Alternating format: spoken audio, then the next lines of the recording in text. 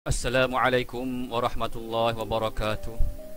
Alhamdulillah wassalatu wassalamu ala Rasulillah wa ala alihi wa sahbihi wa man walah.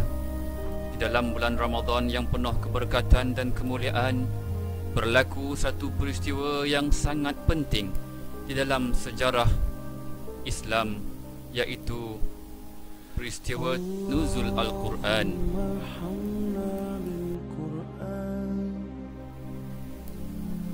Maksud nuzul Al-Quran iaitu terdiri daripada dua perkataan.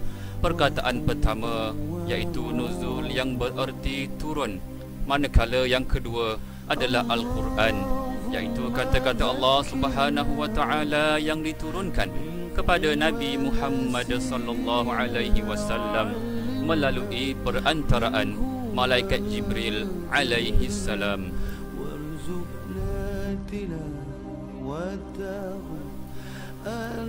Al-Quran diturunkan pada 17 Ramadan yang disebut juga sebagai Lailatul Qadar atau Malam Qadar.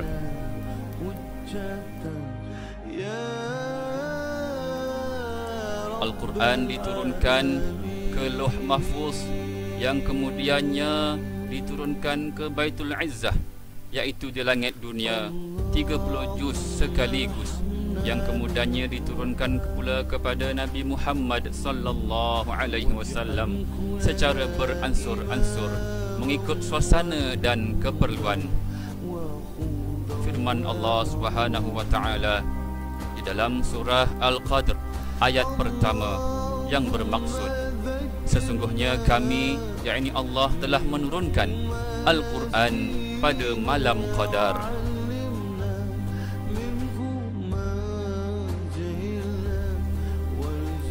Al-Quran diturunkan kepada Nabi Muhammad sallallahu alaihi wasallam dalam 4 cara atau 4 bentuk, iaitu yang pertama, malaikat Jibril memasukkan wahyu ke dalam hati Nabi Muhammad sallallahu alaihi wasallam.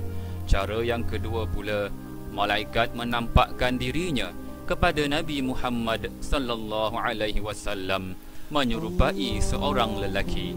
Manakala cara yang ketiga pula, wahyu datang kepada Nabi Muhammad sallallahu alaihi wasallam seperti gemercingnya loceng. Dan cara yang keempat pula, malaikat menampakkan dirinya kepada Nabi Muhammad sallallahu alaihi wasallam dalam rupanya yang benar-benar asli.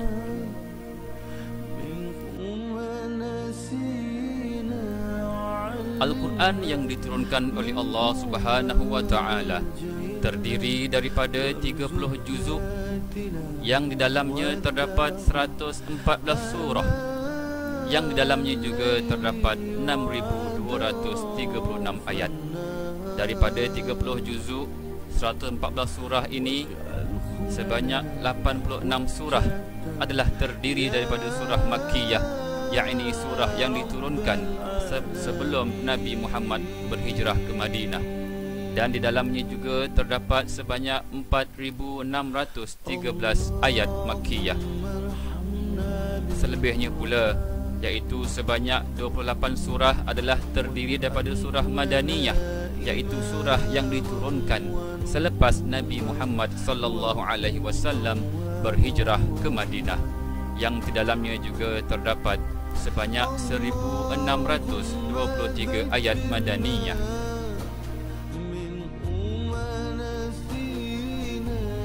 Sekilas renungan iman.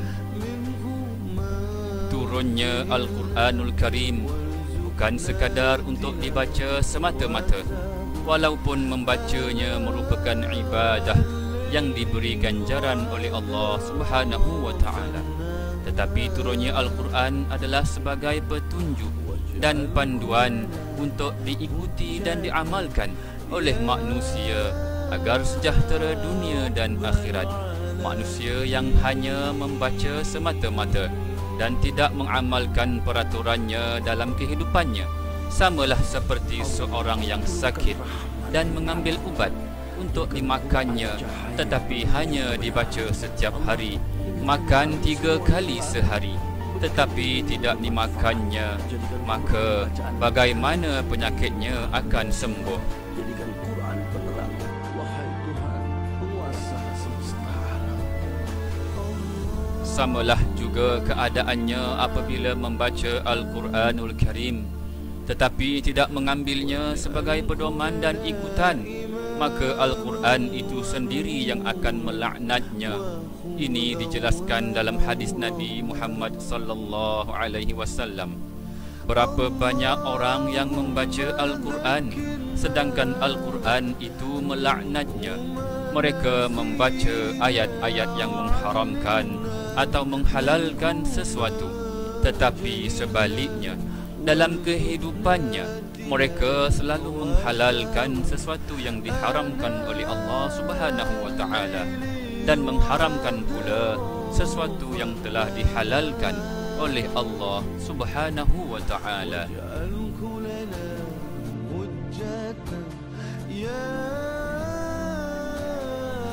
Sebagai seorang muslim, kita menjadikan Al-Quran sebagai pedoman hidup kita.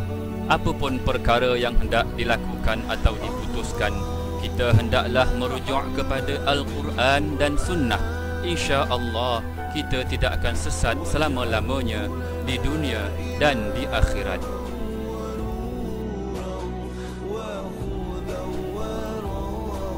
Nabi Muhammad sallallahu alaihi wasallam berpesan, "Aku tinggalkan kepada kamu dua perkara dan kamu tidak akan sesat selama kamu berpegang kepada keduanya, yaitu kitab Allah yakni Al-Quran dan sunnah Rasulnya."